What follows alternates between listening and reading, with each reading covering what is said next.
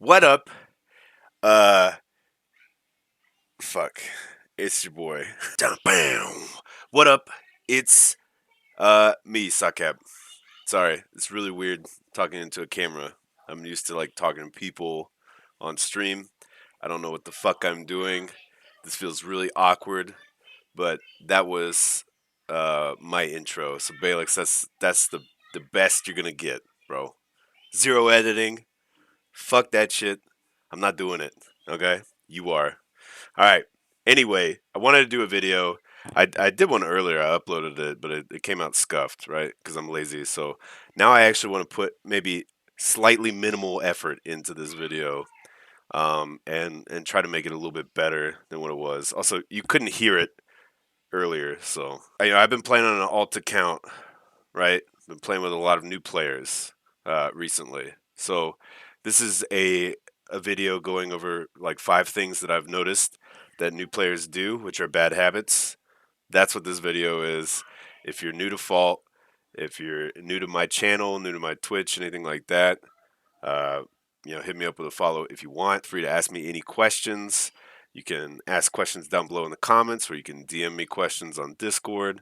However you want. But hopefully this is a helpful kind of like, hey, stop doing this shit video for you guys. Number one, uh, that would be staying in lane too long. Far too often when I'm playing this game, I see people that stay in lane for incredibly long periods of time for no reason. One, you're kind of greeting, right? You're staying in lane too long, possibly with too little health, too little mana, and if you get ganked, you're gonna die, right? So that's the immediate downside to that. Secondly, you can't back and buy items in key moments. Having tempo in a lane, backing when it's appropriate, when you need to back to be able to come into lane and be stronger than your opponents in MOBAs is a very essential thing, right? So for example, right, I'm going to give you this scenario. If you're in lane, let's say we're playing duo lane because I play support. You're playing duo lane and you kill the duo laners, right? You kill both of them. What you would want to do, and we'll do a video on wave management later, but what you would want to do is you would want to hard push your lane, right? So that means the support and you as ADC are going to be whittling away down at the minions to try to push your wave into their tower. And what that does is that creates an opportunity for you to back, right? As soon as that wave is dead and your wave starts shoving into their turret, that's when you start backing, right? Because it'll give you an opportunity to buy. And what happens when the minion wave pushes into the turret is that it will start bouncing back towards you. So that gives you enough time to back, buy, get to lane, and by the time you get to lane, the minions, the creeps, are going to be right in front of your turret, and that's what you want, right? So you're not going to miss any CS, you're not going to miss any gold. You'll come back into lane stronger. You'll see it in like League or other MOBAs at higher level. Like even if they have a chance for a free back to buy like a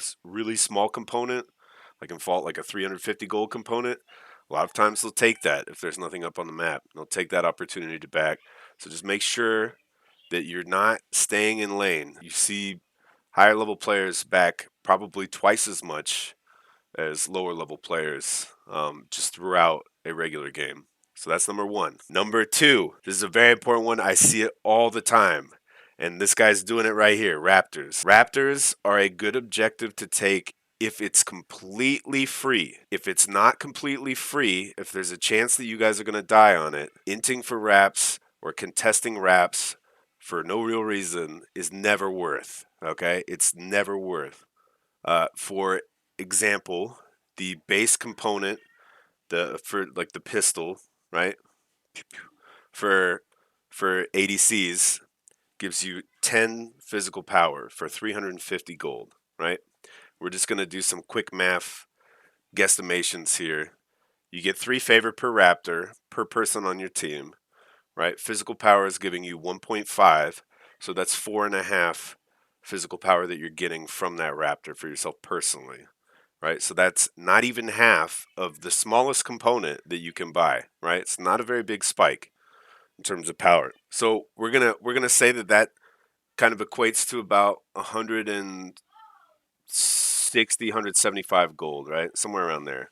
right? If you get wraps for your team, that's like basically like around 800 gold that you're getting for your whole team, right? So it's not a huge amount of gold. So it's really just not worth. If you go and die on wraps, though, if you go for wraps and then your whole team dies, and then they take the Raptors, it's like a 2.5 thousand gold swing for their team, right? So stop caring about wraps as much as you guys do, as much as I see people do. It's not worth it. If people take wraps, if the enemy team takes wraps a few times, it's not a big deal. It's not the end of the world, okay? It's almost always just not worth unless it's completely free, right? Meaning that you've killed a few people on their team and they have no way of contesting it, right? Then there you go for it. It's fine to go for it then. Number 3, building right, building the right items and knowing damage types, right? I see a lot of people do this at lower levels. They don't seem to have a like kind of basic concept of what each item does and what it's there for. And we just did a video about what each item does, what their kind of purpose is, right? So if you haven't watched that, I would watch that if you want just a basic overview of what the items do at the core of, whatever item it is, the core purpose of that item, right? It's important to understand.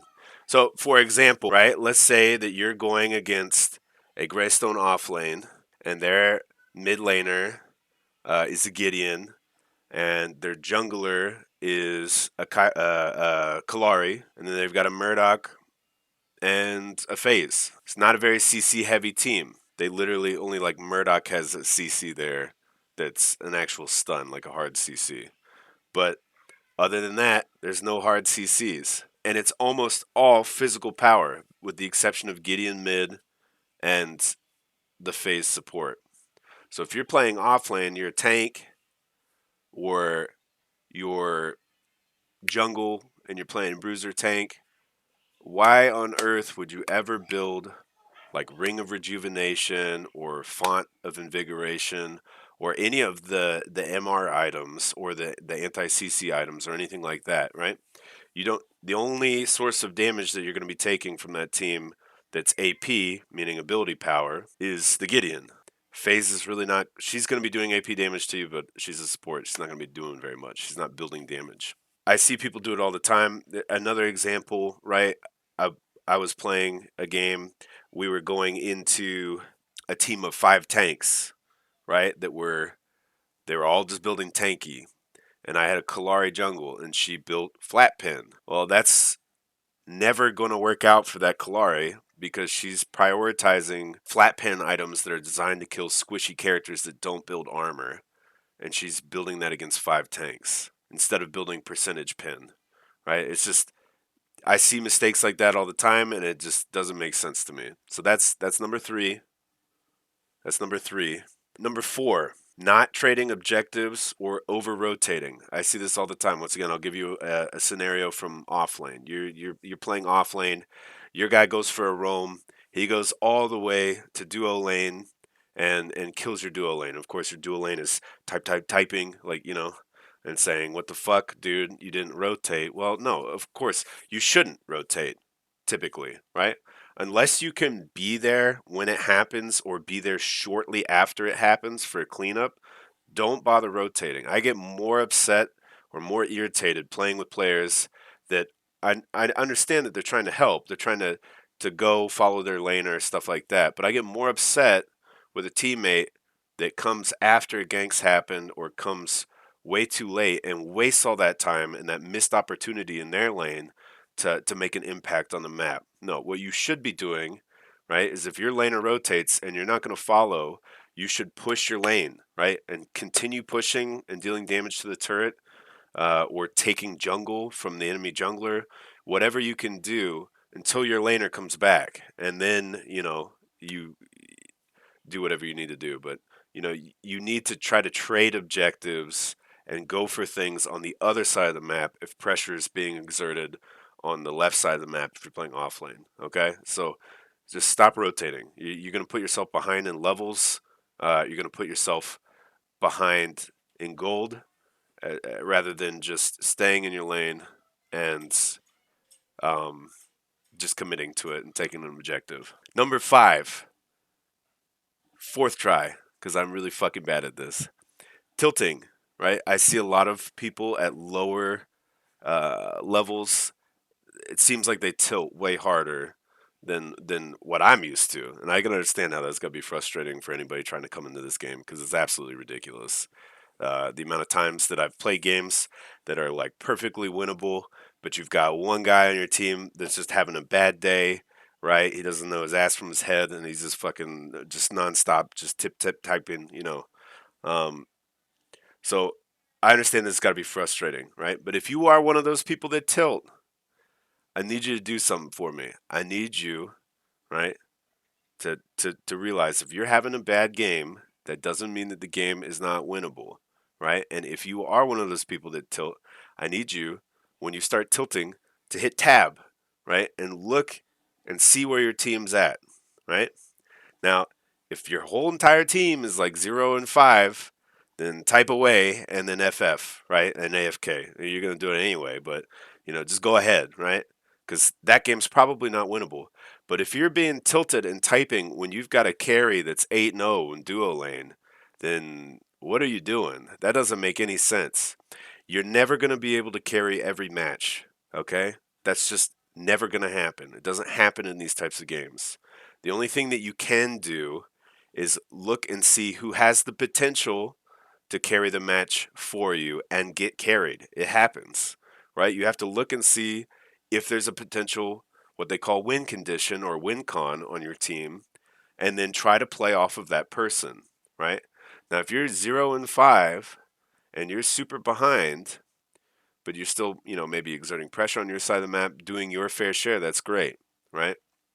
But if you're just sitting there typing, you're just and you're not trading objectives, you're not doing anything, um, then you're just a net loss for your team, right? I don't care if the jungle hasn't ganked you.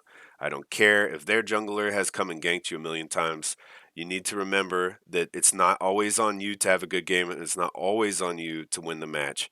Secondly, to kind of expand on that point, if you are behind, you start being worth less gold, right, when you die. So it's not a super big deal, and you need to realize that even though you may be useless, not doing very much damage, if you can create openings for your carry or whoever's really fed on your team, or if you can peel for them or do anything like that in a fight, you should focus your efforts on doing that, right? Instead of like just trying to think, oh, I'm going to go in and kill everybody in a team fight. No, once you get behind, you're going to be kind of useless, right? That's fine.